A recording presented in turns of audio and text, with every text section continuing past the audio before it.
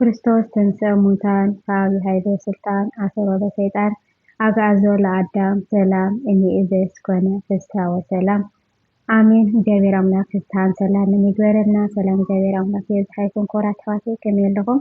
ኣነ እግዚአብሔር ይመስገን ደሓን እየ። እሽምባር ኮራት ተዋቴ ሎማዓንቲ ከዓኒ ናይ ሰሙነ ትንሣኤ መዓልቲ ረቡዕ እንታይ ከም ትበሃል ሒዘልኩም መፅእ ኣለኹ።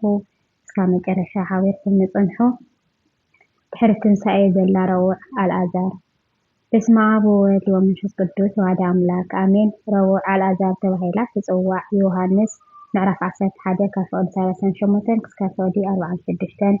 ፈታዊ ክርስቶስ ዝነበረ አልዓዛር 4 መዓልቲ ድሕሪ ምማቱ ንመቃብሩ ካብ መቃብር ፀዊዑ ጎይታ ስለ ዘተንስኦ ብዙሓን እውን ነዚ ተኣምር ርእዮም ሰሚዖም ብጎይታ ስለ ዝኣመኑ ኣብታ ዕለት ድማ ጎይታ ትንሣኤን ህይወትን ኣነ እየ እቲ ብኣይ ዝኣመነ እንተሞተ እኳ ብሂወት ክነብር እዩ ብምባል ብግልፂ ስለ ዝመሃረን ስለ ዝረአየን እዚኣ መዓልቲ እዚኣ ዓብዪ ግብሪ ትንሣኤ ንምዝካር አልዓዛር ተባሂላ ትፅዋዕ ኣላ።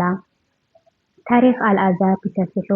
አልዓዛር ኣብ ቢታንያ ዝቕመጥ ዝነበረ ሓው ማርታን ማርያምን እታ ንጎይታ ቅዱስ ሽቶ ዝቐብአቶ ብፀጉሪ ርእሳ እውን ኣእጋሩ ዝደረዘቶ እዩ።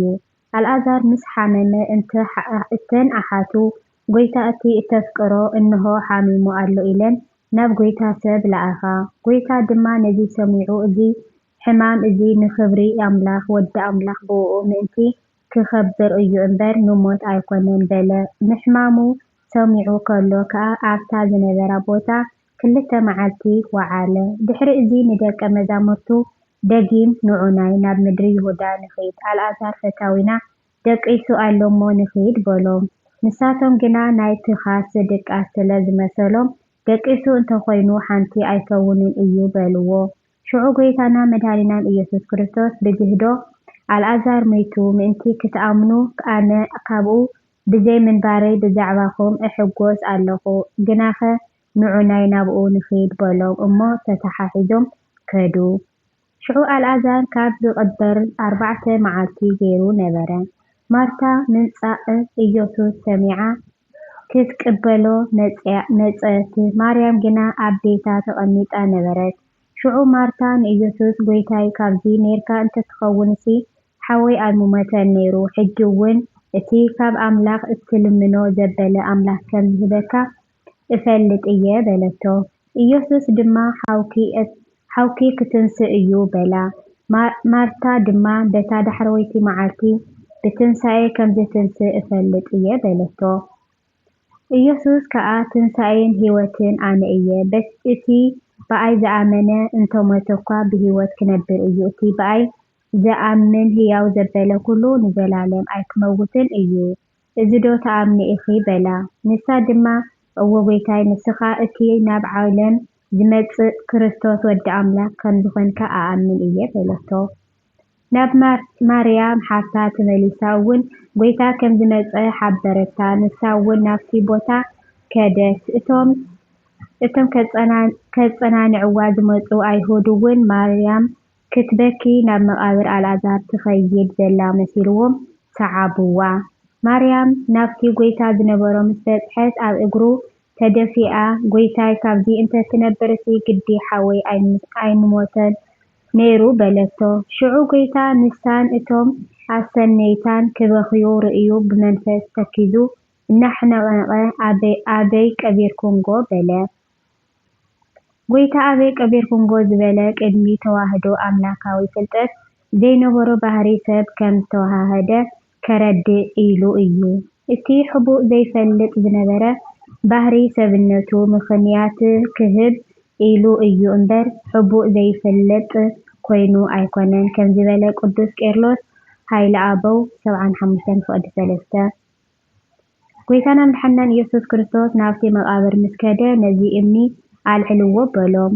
ማርታ ሓፍቲ እቲ ሞት ድማ ጎይታይ ራብዕቲ ስለ ዝገበረ ፈጺሙ ጨኒኡ እዩ በለቶ። ኢየሱስ ከዓ እንተ ተኣምንስ ክብሪ ኣምላክ ክትርኢ ኢኺ ዶ ኣይበልኩኹን በላ። ስለዚ ነቲ እምኒ ኣልዕልዎ። ኢየሱስ ድማ ኣዒንቱ ንላዕሊ ቋሕ ኣቢሉ ኣቦይ ስለዝሰማዕኻኒ ኣመስግነካ ኣለኹ። እዞም ኣብ ዙርያይ ደው ኢሎም ዘለዉ ህዝቢ ንስኻ ከም ዝለኣኽካኒ ምእንቲ ከኣምኑ ደኣ እየ እዚ ዝበልኩ እምበር ኣነስ ኩሉ ሻዕ ከም እትሰምዐኒ እፈልጥ እየ በለ። እዚ ምስ በለ ዓው ኢሉ ብዓብይ ድምፂ ኣልዓዛር ንዓ ናብ ወፃኢ ውፃእ በለ። እቲ ምዉት ብግንዙ ኣእዳዉ ኣእጋሩን ብእስሩ ገጹ እውን ብዓለባ ተጐልቢቡ ከሎ ወፀ። ኢየሱስ ድማ ፍትሕዎ እሞ ይኺድ ሕደብዎ በሎም። ዮሃንስ ምዕራፍ 11 ካብ ፍቕዲ 1 ክሳብ መፈጸምታ። ድሕሪዚ ኣልዓዛር ጎይታናን መድሓኒትናን ኢየሱስ ክርስቶስ እቲ መጸናንዒ መንፈስ ቅዱስ ንሃዋርያት ክሰደሎም ከሎ ንስኣቶም ኮይኑ መንፈስ ቅዱስ ተቐበለ። ሃዋርያት ድማ ብኣኽብሮት ኢድ ኤጲስቆጶስ ሸይሞም ናብ ቆጵሮስ ሰደድዎ። ኣብኡ ብዙሓት ምእመናን ኣፍርዩ ድማ ብጽቡቕ ይጓስዮም ነበረ። ኣብ ሹመቱ 40 ዓመት ድሕሪ ምጽንሑ ድማ ብሰላም ዓረፈ። ኣሜን።